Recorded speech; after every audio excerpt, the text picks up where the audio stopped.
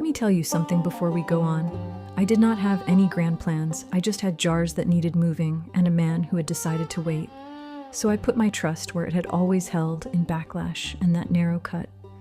The next evening, dusk came on slow over Granny's acreage, not like a curtain dropping, more like color thickening along the tree line as the day's lighted edged out. The longleaf pines darkened first, as the trunks lost contrast against one another, and then the sweet gum leaves went from bright green to a muted gray that held the last light loosely. I guided Backlash down the narrow cut with confidence, as the turns presented themselves like memories instead of obstacles. The saddlebags were balanced against his flanks, each with 2 jars wrapped in cloth. The covered glass, pressed firm against leather, couldn't clink because I was careful. That quiet was proof that attention could buy you safety, and it felt like the only kind of protection I could afford to trust. The path curved through timber and dipped near the wide creek, before rising again toward an open stretch that would take me clean to a small crossroads where my buyer waited. It was not Cass's usual route, and that was the point. If Cass's car drew eyes now, then my horse would have to be the one to do the work, same as he had done when I was a girl and thought the woods belonged to me. Backlash moved at a measured pace at first, hooves muffled by pine straw, breath even. I kept my posture upright and my hands light on the reins, letting him choose footing where roots broke through the clay. I did not rush. Speed before necessity wastes strength, and strength is what you spend when the world decides to test you. The air smelled like turned earth and hickory smoke from some smokehouse beyond the trees, the kind of smell that makes you think the whole county was at rest. I could feel the weight of those jars in the way the saddle sat, my careful packing paying off as even on rough spots, there was no sound beside the horse, and my clucks reassuring him. When I reached the edge of the open stretch of the ride, I paused and listened. The world held its small sounds, insects rising into a chorus of buzzing, a deer settling into its bed, leaves shifting against one another, no engine, no tires on gravel. I pressed my heels gentle, and Backlash lengthened into a smooth canter that carried us across the field in that ground-eating way he had when he was feeling steady and sure.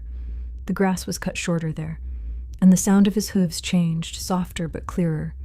And I kept my eyes on the far line of trees because open ground is honest. It shows you to anyone who wants to look. The buyer's porch light burned low against the gathering dark.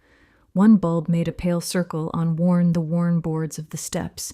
He stepped outside when he heard Backlash sneeze. He looked around behind me. His hat pulled low, and his sleeves rolled past the elbow reminded me of my daddy. I got off Backlash and started to open the left saddlebag. He glanced past me toward the road like he expected Cass to materialize out of habit. I told him Cass was resting and asked if he still wanted it. He nodded once and stepped down towards me. I lifted 1 jar out, setting them into his hands carefully. He weighed it in his hands, shifting it between them. Then he shook it and watched the bubbles form and pop. He loosened the cap just long enough to smell inside, and then he twisted back down. He passed me the money folded tight and damp from pocket heat. He told me to be careful, not like advice, more like a man naming what he saw in front of him. I told him I was, and it was true, because care was the only thing I had at that point.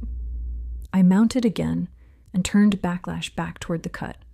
The saddlebags were lighter, and the money rode inside my blouse, close to my skin, and that warmth grounded me more than it excited me. I was not out there to feel bold. I was out there because the courthouse had posted a date, and the date did not care what a young woman wanted or what a young woman feared. I had learned government could take land in daylight with only paper and pen. That truth made this work feel almost honest by comparison. The first sign of trouble came through sound, not sight. An engine growled somewhere beyond the trees, distant at first, then rising as it moved along the back road that ran rough parallel to the cut. I did not look toward it right away. I kept Backlash at a steady canter until the sound sharpened and split into 2 tones, one slightly lower than the other, and that is when my stomach went cold, because it was not 1 car passing through. It was 2 engines moving with purpose towards me. I guided Backlash toward the narrowest part of the cut, where branches arched overhead, and the clay had pressed firm under the hooves of generations of horses. That stretch was not wide enough for a car to enter without scraping paint and snapping limbs. I knew it because I had ridden it in rain and heat, daylight and near dark. So did Backlash. The engine slowed somewhere beyond the trees. Gravel shifted under tires.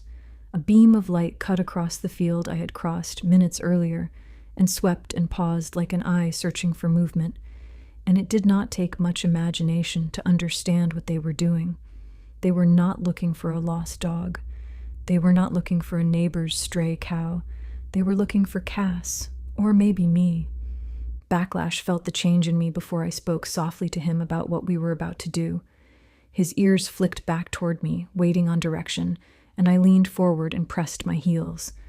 He answered without hesitation, and lengthened into a faster run that carried us deeper into the woods. Branches brushed my shoulders and tugged at my sleeves. I kept my eyes on the line of earth ahead, because if you start worrying about what is behind you, you stop seeing what will trip you in front.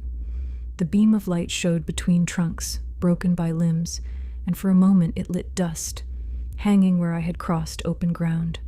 A shout rose faint through the trees, urgent and indistinct, and I did not look back to give it anything from me. The engines pressed closer along the road, unable to enter the cut, but pacing it where the trees thinned. I could hear them surge and ease, trying to match the pace they could not see. A branch struck my shoulder and snapped back with a sharp sound that felt loud as a gun in that dimness. Backlash surged forward, muscles tightening under my knees, and the saddlebags slapped once against his sides, reminding me of what I still carried and what that carrying might cost. I tasted pine in the back of my throat from breathing hard, and the air felt colder where the cut dipped, damp rising from the branch below, even though I could not see the water. The path narrowed ahead, and I knew if a strap snagged or a bag shifted, balance could go wrong in an instant. I also knew I did not have room to be precious about the 3 jars when 2 engines were hunting the edge of my night. So I did what I did, and I will tell you plain, I did it without breaking stride, because hesitation is how you get caught. I reached down and unfastened the left strap, then the right, fingers moving with urgency, but not panic. I lifted one bag free and flung it into the brush, then the other, and I was grateful in that moment for every year I had handled tack and rope, because it did not cost me my seat. The bags hit the ground with a dull thud and then tumbled behind me against stones and roots in a brittle cascade that cut through the evening air. I caught the sharp smell of it even as we kept running, and the waste of it stung worse than the money did for one quick second. The engine slowed again, as if that sound had drawn attention away from motion, and I used that breath of advantage without thinking twice. I pressed my heels harder, and Backlash answered with a burst of speed that carried us beyond the stretch where the road ran close. The cut curved sharp near the branch, and then doubled back toward the rise that led home, and Backlash knew those turns like they were built into his bones. He leaned into them smooth, not slipping, not stumbling, and I let him do what he knew, because in that moment my job was to stay quiet and stay on. I did not glance behind until the trees thickened, and the engine noise fell away into distance. When I finally did, I saw nothing but shadow in the pale trunk of the sycamore, catching the fading light near the water. Backlash slowed gradually as I relaxed my legs and arms, his breath rolling heavy but controlled, sweat darkening his neck and shoulders. My own pulse was strong but not wild, and I let him come down into a walk as we climbed the final rise toward the barn. I listened hard for any return of engines, any crack of brush that did not belong to deer or wind, and all I heard was the steady scrape of hoof on clay and the small sound of my own breathing. By the time we reached the yard, the sky had turned deep blue, and the first stars were faint against it. I dismounted and ran a hand along Backlash's flank, feeling heat beneath his hide and the steady strength that had carried us clear. Those saddlebags were gone. 3 jars lay broken somewhere on the trail, their contents sinking into Cabarrus clay. It was money vanished in seconds, and more than money, it was time and fire and careful work, poured out into dirt like it never mattered, and I had to swallow that feeling down, because feeling sorry does not put anything in your hands. I led Backlash into the barn and unsaddled him slow, checking for scrapes where branches had struck. I hung the bridle where it belonged and stood a moment with my hand on the plank wall, letting the evening settle into my memory as I calmed down. They had chased me, but they had not caught me. I was sure they didn't even know it was me. The money against my skin was less than I had hoped for, but it was something. The loss was real, but it had not undone me, and I held on to that because a person has to hold on to whatever is still true. Outside, the land lay quiet, as if nothing had disturbed it.